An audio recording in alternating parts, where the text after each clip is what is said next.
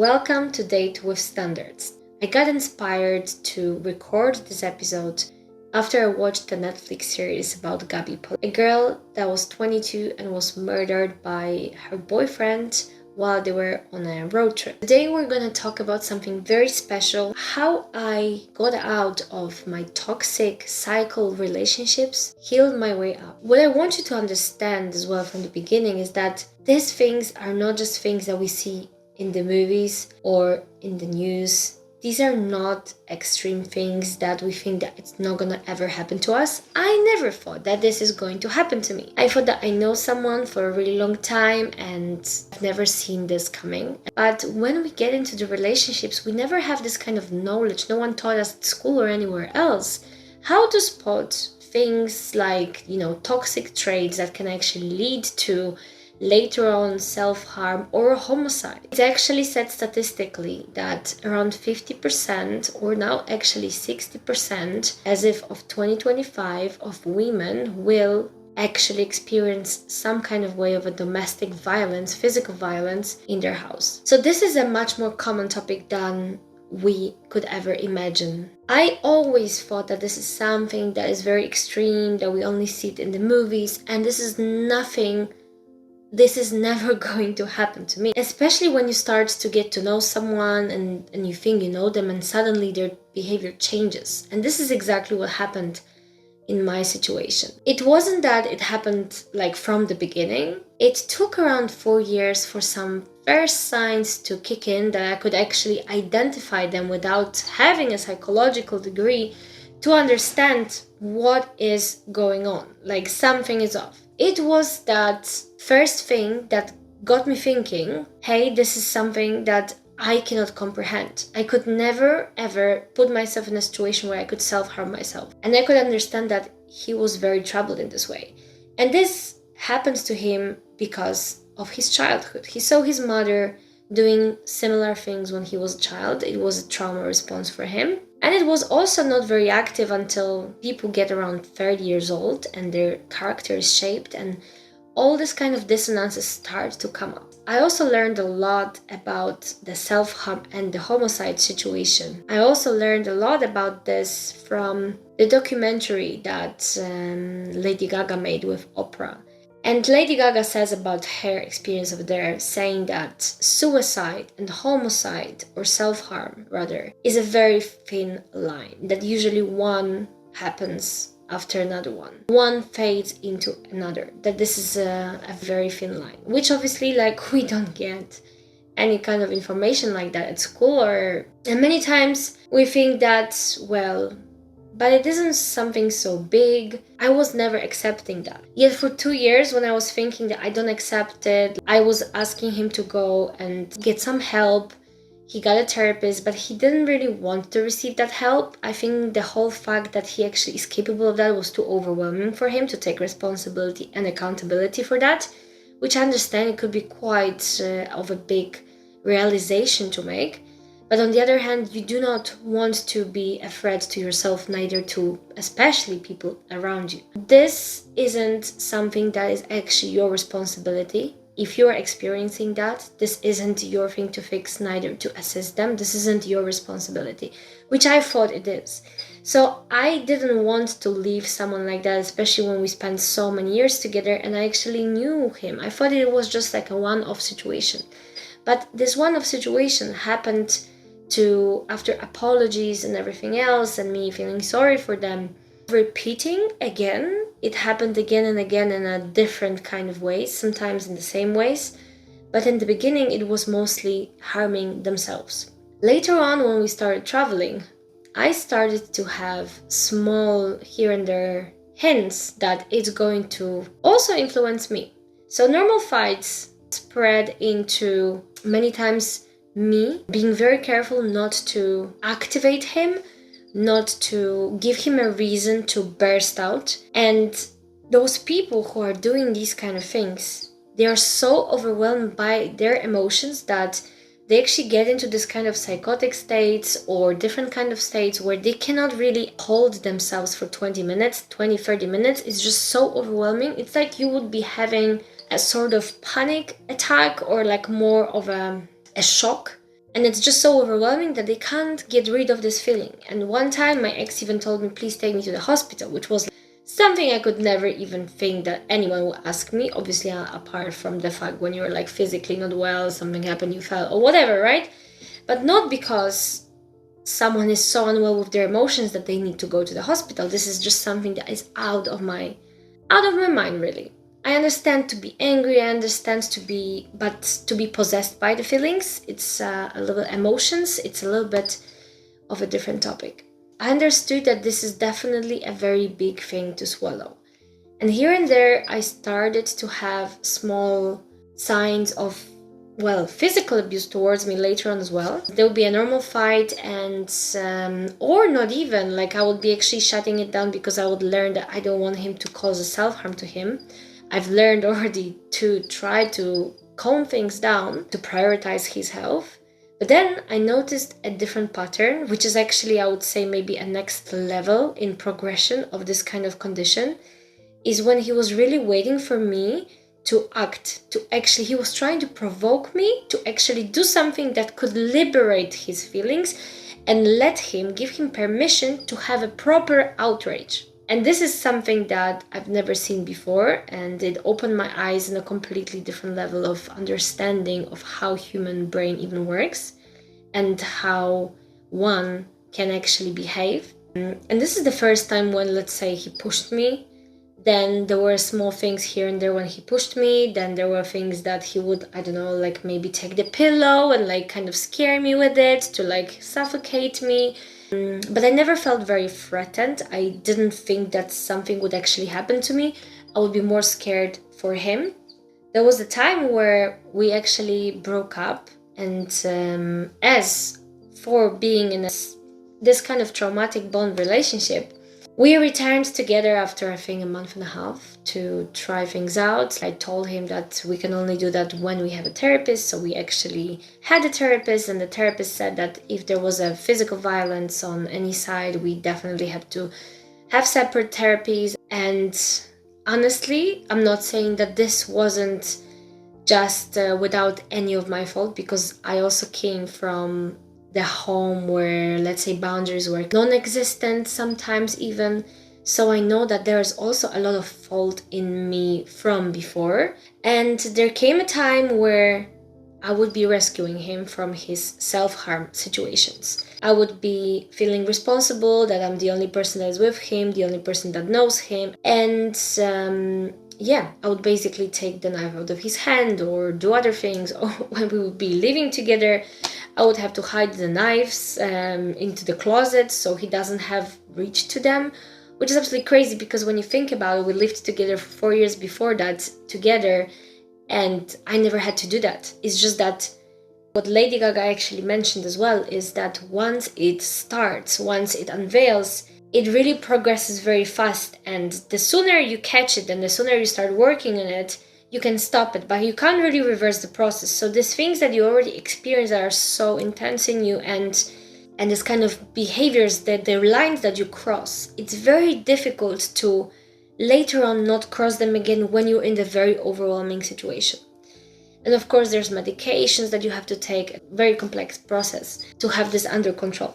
From then onwards, your whole life is never going to be without self-harm or thoughts about that, or even homicide, unfortunately, because you have to keep yourself pretty much in control, take the medications, be very much in control of any kind of symptom that may show that you may cause harm to other people. Later on, we had one of the last events that we had together was when he actually attacked me properly for the first time, when I actually saw that, wow, this is something that I've never experienced before with him, when he properly pushed me on the floor so he could go on and actually commit the self-harm.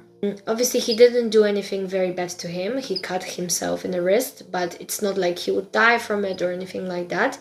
But I was in a massive shock, as you can imagine, because I never thought that he would be actually so brave and And so crossing the line to actually do something to me, something that I would actually feel threatened, because I never felt really threatened by him. I felt it was more like touching the ground, but this was already too much. You should be knowing that any of these things that I'm talking to you about, you should never get that far. Self-harm itself is not really to do anything proper to yourself, like very bad. It's more like this kind of attention-seeking situation. But it was super scary for me, of course. It was something that I never thought can actually happen. I didn't know what to do, and when I wanted to even call an ambulance, I was in a shock. I didn't remember what's the emergency number. As a person that is not having this kind of thoughts or this kind of problems, it's shocking. It's absolutely shocking. So I was shocked for a good 5-6 hours, trying to calm down, being in a special state that I've never experienced before. But that state also made me realize what he feels. That this overwhelming thing that I had, the shock that I had in me, was so overwhelming. This feeling was so strong. I didn't know what to do with myself. I didn't take any medication. Maybe I didn't have any of those kind of stuff at home. I didn't know what to do. So I talked to my family and I calmed myself down. But it took me some time. However, for him, it was like a snap. It was like 20 minutes of this kind of situation. He did what he accomplished to do, and then suddenly he was just like nothing happened. And he was actually coming to calm me down because I was in a deep shock and he was fine. It's a very dangerous thing to have, and I just want you to understand that this really can happen to absolutely a lot of people. And if you are wondering whether it's too much, when it's too much, when is it enough, when the boundaries are crossed, when do you know that this is not the one, when do you know you should be leaving? If you have any of these questions, most probably it is exactly that moment, 99.9%. And please do not trust that you're gonna be this 0.0 whatever percent. I also asked people around. I was like, when do you know that this is too much? When do you know that it's enough? I was also a bit afraid of disclosing exactly what was going on, or like telling about his self-harm, because I felt like it's not my secret to tell or my thing to say in the first place. So I was kind of confused, like, where do I even find the resources? And I tried to find the resources about like how to know what to do, etc. And it was very confusing. I guess I didn't really come up to the solution that maybe I should go to a therapy myself. I don't know, I just thought that it's more on him than on me, where right now, of course, I know what should be the right steps.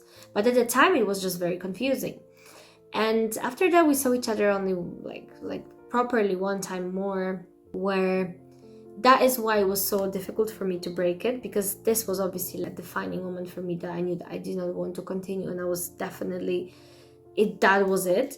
But because for me it was such a trauma bond that I couldn't not, just like it was like a drug taken out of me, and I knew it was wrong. I knew I don't want to be with him, but I kind of kept on meeting him in hiding from my family and friends. And I saw him like just a few times, just to see how he's doing. I was also scared that he's gonna do something to himself, so I was kind of also wanting to check up on him, whether he's okay. And then one time when we met, he said that he's taking, the medication, that he's getting better. But anyhow, I just still didn't know how to properly break it. When he actually drank a beer or two, I don't remember, it wasn't a lot, but he mixed it with the medication and he lost it again under some sort of absolutely small thing that didn't even matter. It wasn't even anything special. In fact, it was actually again a provocation, because I didn't want to even get involved. And we talked about it beforehand, that we're going to be very careful of that when we meet, that we don't want to put ourselves in this position.